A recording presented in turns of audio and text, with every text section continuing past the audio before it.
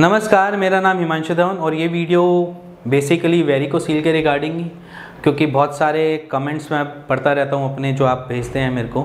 उस कमेंट्स में एक ज़रूर क्वेरी बहुत ज़्यादा दिखाई देने को मिलती है लोगों की कि वेरिकोसील को कॉज जो है वो मास्टरबेशन है या हर्स्टमैथून है, या कारण उसका हर्स्टमैथून हो सकता है या नहीं।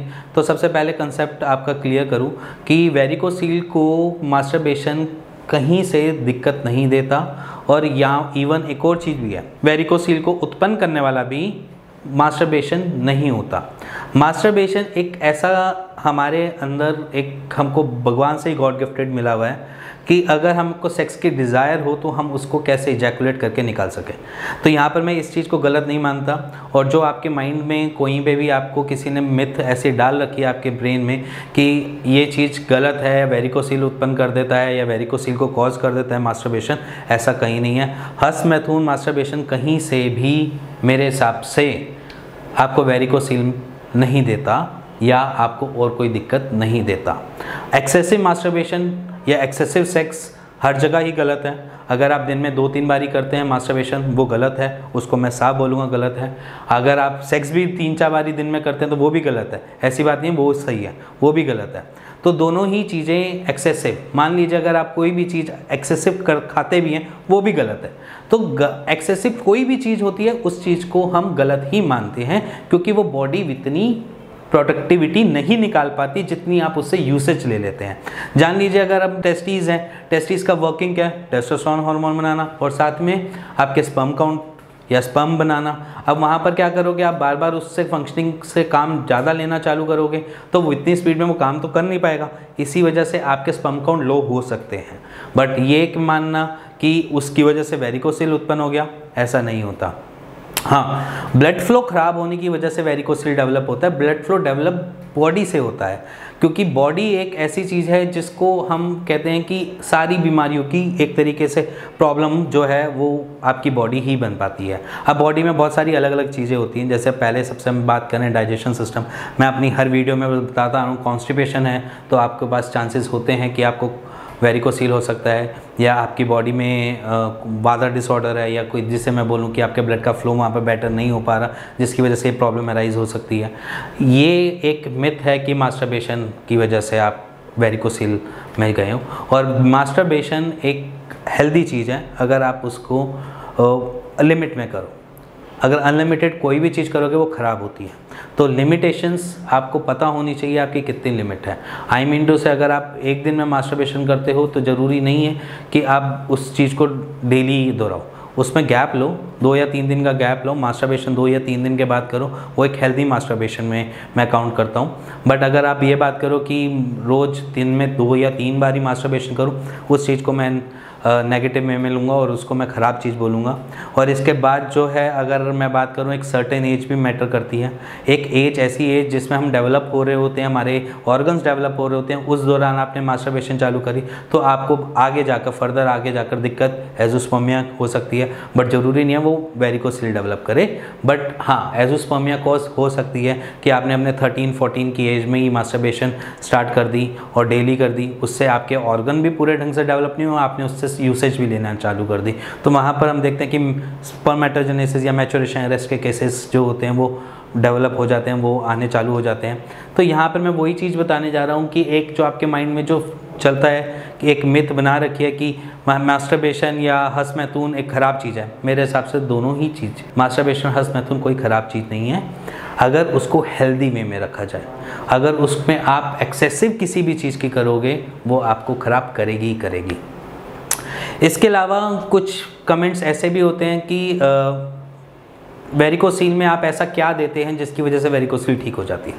देखो, बेसिकली हमारा कोई ऐसा कंसेप्ट नहीं है, पर्सन टू पर्सन वो वेरी भी करता है। आई मीन टू से पेशेंट वेरी करता है, पेशेंट की क्या हिस्ट्री रही है उसके ऊपर भी वेरी करता है, उसका डाइजेशन सिस्टम कैसा है कैसा नहीं है, ये सारी चीज़ों को हम कैलकुलेट फॉर्म में करते हैं। उसके बाद वेरिकोसील का ट्रीटमेंट उनको दिया जाता है। वेरिकोसील ट्रीटमेंट में बहुत सारी अलग अलग चीज़ें, अगर मैं बोलूँ कि हमारी मेडिसिन सीधा वेरिकोसील के वेन्स पे वर्क करती है, ऐसा नहीं होता। वेरिकोज वेंस पे ऐसा नहीं होता वैसे कि सीधा गए और डायलेटेड वेंस को खोलने वाली कोई मेडिसिन, ऐसी कोई मेडिसिन नहीं होती। हमारी मेडिसिन की एसिमुलेशन भी आपकी डाइजेशन सिस्टम से स्टार्ट होती है और उसको ठीक करने के लिए पूरे ही शरीर पे लगती है। ऐसा नहीं है कि वो सिर्फ आपके पर्टिकुलर उसी जगह पे लगेगी। अगर जैसे हमने ब्लड के फ्लो को बेटर करना है तो हम वहाँ पे मेडिकेशन इस तरीके से डालते हैं जो होल बॉडी पे ब्लड का सर्कुलेशन सही करे, वहाँ की नहीं करेगी। अगर आपको डाइजेशन इशू है, कॉन्स्टिपेशन है, तो उसको ठीक करने के लिए मेडिकेशन होती है। तो अगर आप एक नॉर्मल देखा जाए कि वेरिकोसील में हम किस तरीके से कैसे जज करते हैं तो वो उसकी हिस्ट्री ही बताती है। अगर मैं बोलूं कि सिंगल एक मेडिसिन है जो आप ठीक कर सकते हैं, ऐसा कोई नहीं है, मल्टीपल मेडिसिन लगती हैं और उसमें हमें ये भी चीज़ ध्यान रखनी पड़ती है कि फ्यूचर में कभी आपको ऐसा दिक्कत ना आए कि ओलिगोस्पर्मिया क्रिएट ना होए या एट्रोफिक ना होए या आपके टेस्टिस श्रिंकेज ना करें। इन सब चीज़ों का भी ख्याल हमें रखना पड़ता है। तो हम आज से ही उस चीज़ को स्टार्ट कर देते हैं कि आपके फ्यूचर में कभी ऐसा प्रॉब्लम्स अराइज ना हो आपको या फेस नहीं करनी पड़े। और इसी के साथ अगर मैं करूं तो कुछ ऐसी मैं आपको अपनी रिपोर्ट्स दिखा देता हूं जो अभी करंट इस हफ्ते में आई हैं, जो ठीक होते जा रहे हैं, जिनकी रिपोर्ट्स जो हैं वो चेंजेस दिखाई दे रहे हैं, उनके डायमीटर्स में चेंजेस दिखाई दे रहे हैं, तो वो सारे के सारे मैं दिखा देता हूँ।